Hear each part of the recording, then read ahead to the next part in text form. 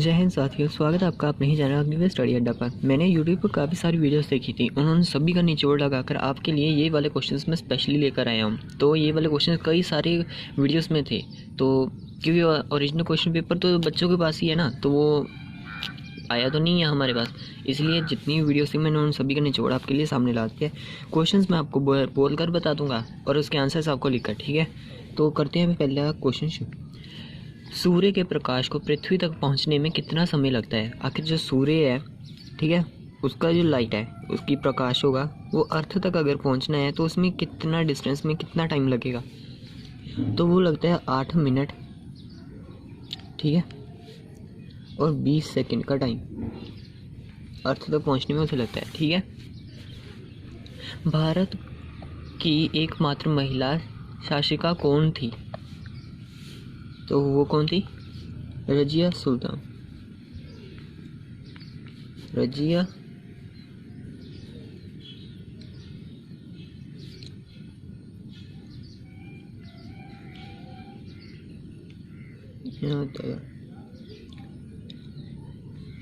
रजिया सुल्तान। और ये कब की थी?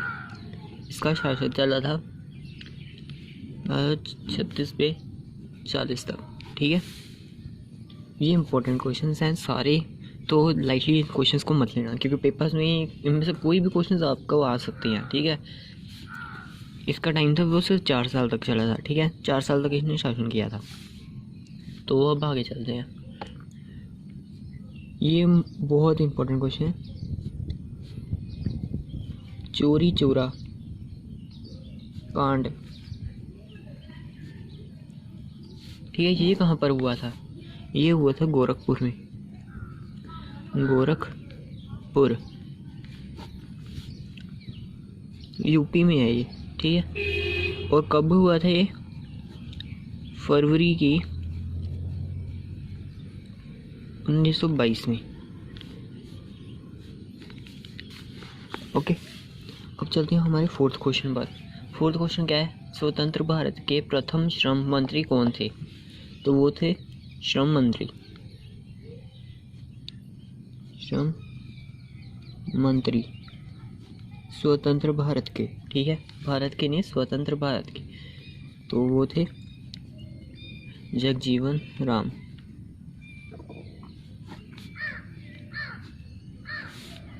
पांचवा क्वेश्चन, 14वें वित्त आयोग के अध्यक्ष कौन हैं? जी है, 14वें बताने, इस टाइम तो 15वीं चल रही है ना, तो इससे पहले कौन से थे? 14वें हमें बतानी है।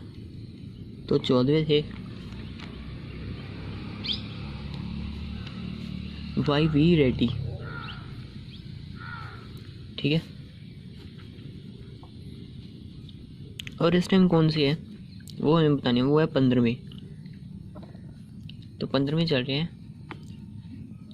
नंद किशोर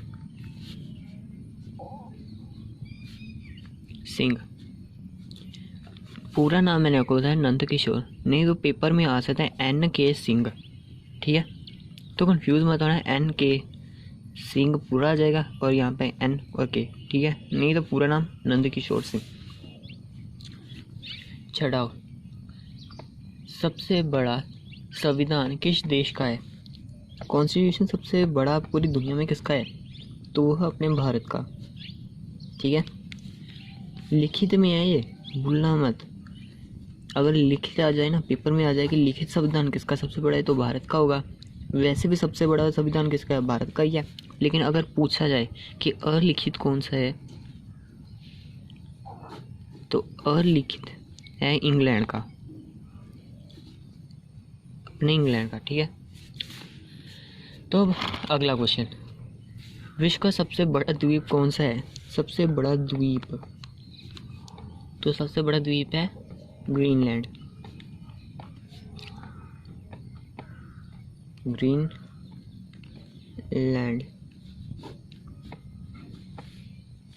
आठवां क्वेश्चन, अल्मोड़ा हिल स्टेशन कहाँ पर है? देखिए, जितने भी हिल स्टेशन वैसे मैक्सिमम जो होते हैं वो तो उत्तराखंड में ही आपको मिलेंगे, ठीक है, मैक्सिमम। तो इसका आंसर भी उत्तराखंड है।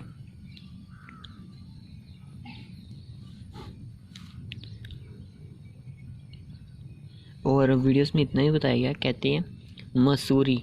मसूरी को क्या कहते हैं? पर्वतों की रानी। ठीक है, क्वेश्चन बन सकता है मसूरी आखिर क्या कहते हैं? पर्वतों की रानी कहते हैं। पर्वतों की रानी किसे कहा जाता है? तो वो मसूरी है, तो वो भी उत्तराखंड में ही आती है मसूरी। ठीक है, या फिर नैनीताल। नैनीताल कहाँ पर है? तो वो भी उत्तराखंड में ही है। ठीक है, तो कंफ्यूज मत होना इन क्वेश्चंस में। अगला, इंग्लिश चैनल तैरकर पार करने वाली प्रथम भारतीय महिला कौन थी? ठीक है, 9वां क्वेश्चन है, इंग्लिश चैनल तैरकर पार करने वाली प्रथम भारतीय महिला कौन थी? तो वो थी हमारी आरती शाह। 10वां क्वेश्चन, किस नदी का वरदान किस देश को कहा जाता है? नदी का वरदान किस देश को कहा जाता है? नील नदी का। ठीक है, नील नदी का वरदान किस देश को कहा जाता है? तो वो कहा जाता है मिस्र को। मिस्र। तो मिस्र को क्या कहते हैं? इजिप्ट। ठीक है, जो नील नदी है, ठीक है, इसी क्वेश्चन का है नील नदी। जो नील नदी है वो हम पूरी दुनिया की सबसे लंबी वाली नदी है। ठीक है, longest river of the world है। इजिप्ट को क्या कहा जाता है? पिरामिड का शहर। ओके, और नील नदी जो है उसका उद्गम कहाँ से होता है? वो होता है विक्टोरिया झील से। ठीक है, ये इतने क्वेश्चन सिर्फ इसी एक क्वेश्चन से बन गए। अब चलते हैं 11वें क्वेश्चन अपने पर। तो 11वां क्वेश्चन है, भारत का प्रधानमंत्री होता है, क्या होता है? भारत का प्रधानमंत्री होता क्या है? कौन है नहीं पूछा, क्या है? निर्वाचित।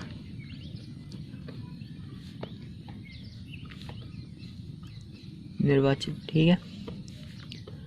और किसके द्वारा चुना जाता है इसे? जनता द्वारा। जनता द्वारा। अगला क्वेश्चन,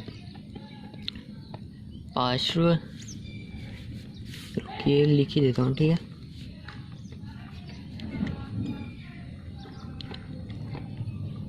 पार्श्वनाथ के अनुयायियों को क्या कहा जाता है? पार्श्व के अनुयायियों को क्या कहा जाता है? तो वो कहा जाता है निर्ग्रंथ।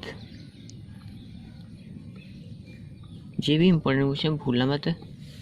पार्श्व कितने थे? 23वें थे। ठीक है, और ये किस धर्म से करते हैं, बिलोंग करते हैं? जैन धर्म, जैन रिलीजन, जैन धर्म जैसे। ठीक है, अब हमारा आता है 13वां क्वेश्चन। तो अब आता है अगला क्वेश्चन, सना मार्इन। ठीक है, सना मारिन। जो सना मारिन है वो किस देश की सबसे युवा प्रधानमंत्री है? यानी सबसे यंग, कम उम्र में बनने वाली प्रधानमंत्री वो है फिनलैंड की। फिनलैंड। ठीक है, अब अगला, ये बहुत इंपॉर्टेंट क्वेश्चन है, भूल से भी मत भूल जाना इसे पेपर में। ठीक है, अच्छे से रट लो इस क्वेश्चन को कि गैंडों के लिए प्रसिद्ध अभयारण्य कौन सा है? मतलब गैंडों के लिए कौन सा ऐसी जगह है जो प्रसिद्ध मानी जाती है, वो हमें बतानी है। तो है काजीरंगा। जो काजीरंगा है वहाँ एक सींग वाला, यानी कि एक सींग वाला जो गेंडा है ना, उसके लिए वो प्रसिद्ध है। एक सींग वाला गेंडा।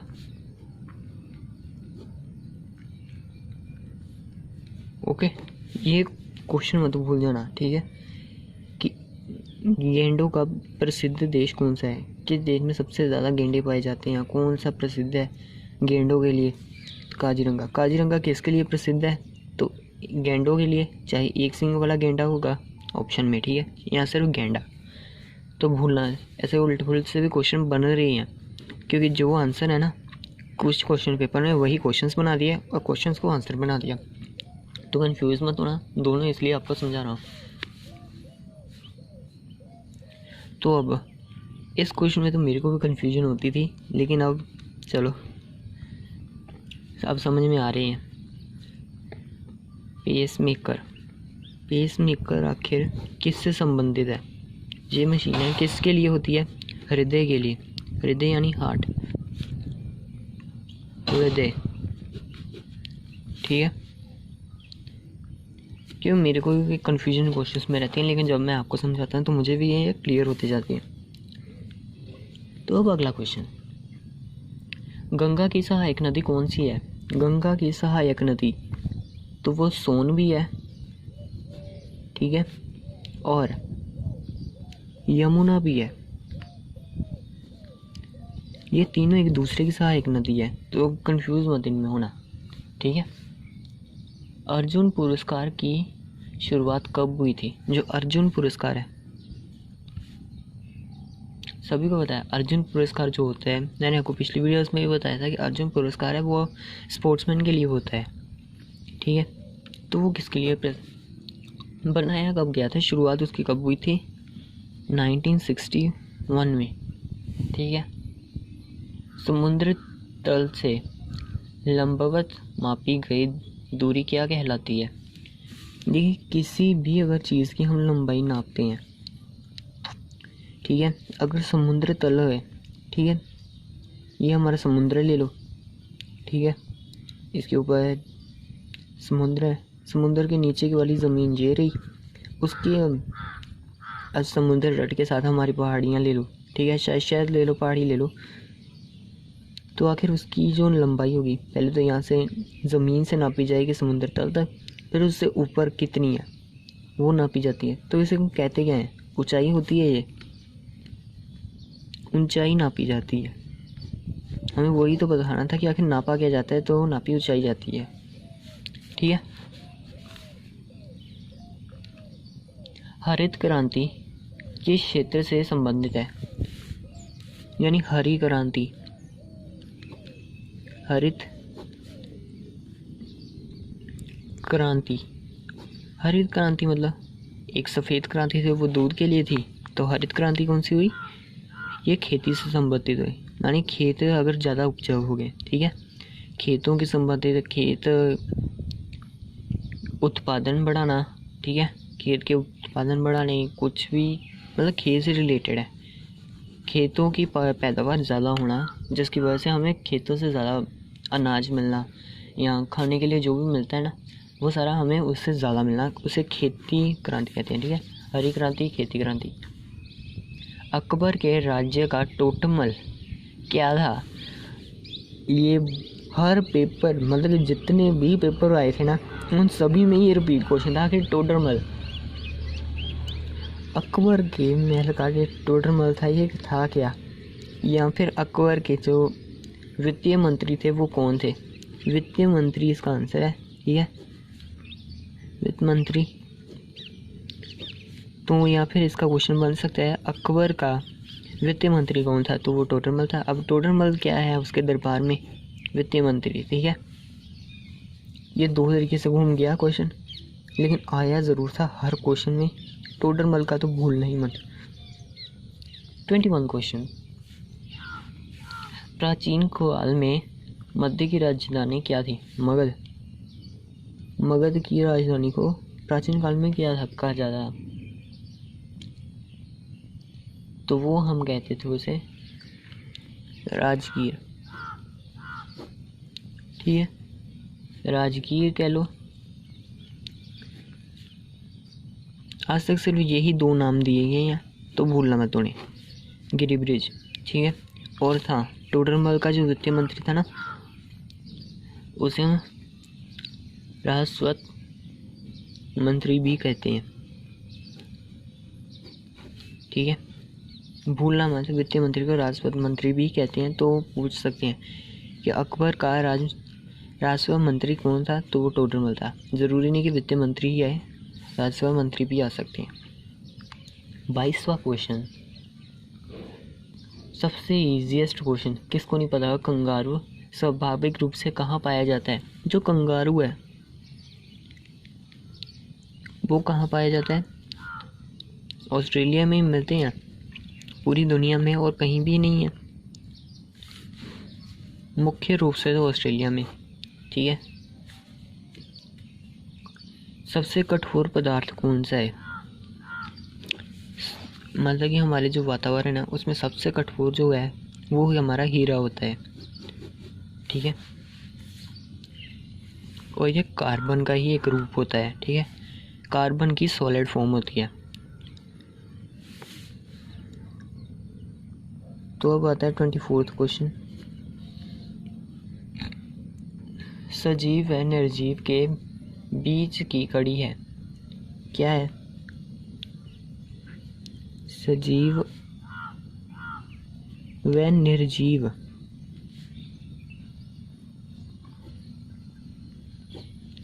निर्जीव के बीच की कड़ी, आखिर जो कड़ी है उसे क्या कहते हैं, उसे कहते हैं विषाणु। विषाणु होता है वायरस। 25वां क्वेश्चन, वायुसेना का प्रमुख कौन होता है, जो वायुसेना है उसका प्रमुख अब कौन हुआ, एयर मार्शल।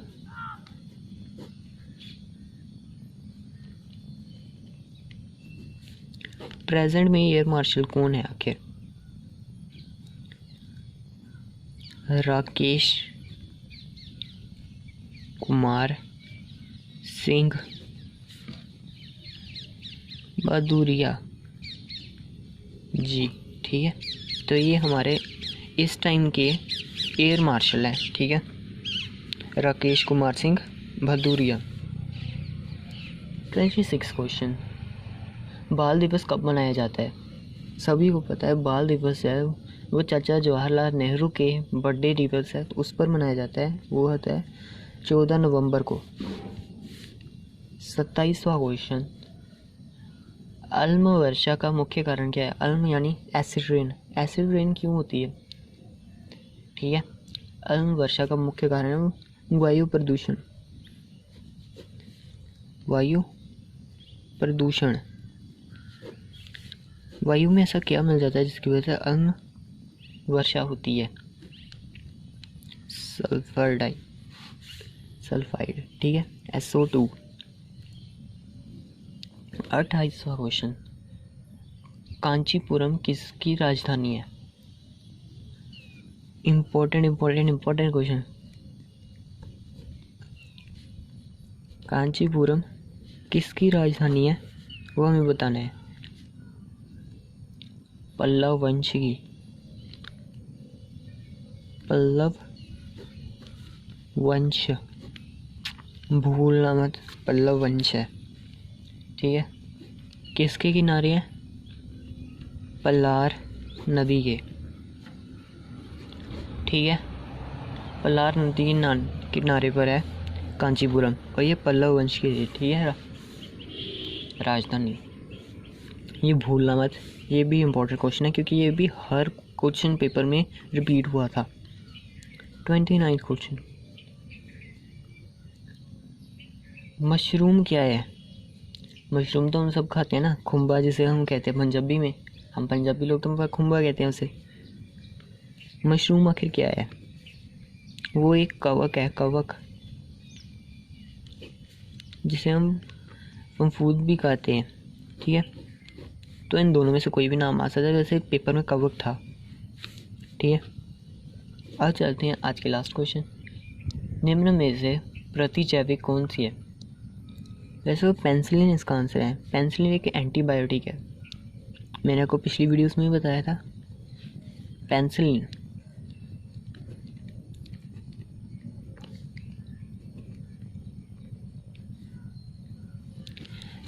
एक एंटीबायोटिक है। ठीक है, एंटीबायोटिक किससे मिलती है, ये कवक से ही बनती है, कवक से हमें मिलती है। ठीक है, तो ये इतना है। ये क्वेश्चंस मैंने स्पेशली इसी बेस पर चुने थे क्योंकि ये हर पेपर में कई बार रिपीट हो रहे थे, ठीक है, इसलिए आपको ये क्वेश्चन कराया। अगर मेरे को और क्वेश्चंस मिलते हैं तो मैं नेक्स्ट वीडियो में और ज़्यादा लाऊंगा। तो thank you guys for watching this video. अब चैनल को ज़्यादा सब्सक्राइब कर देना और नेक्स्ट वीडियो में जितने भी मेरे को और इंपॉर्टेंट क्वेश्चन या बार बार रिपीट होने मिलेंगे वो मैं आपको कल की वीडियो में बताऊँगा, ठीक है। तो अब मिलते हैं नेक्स्ट वीडियो में ही। तो stay safe guys, bye. Channel को ज़्यादा सब्सक्राइब ज़रूर कर देना।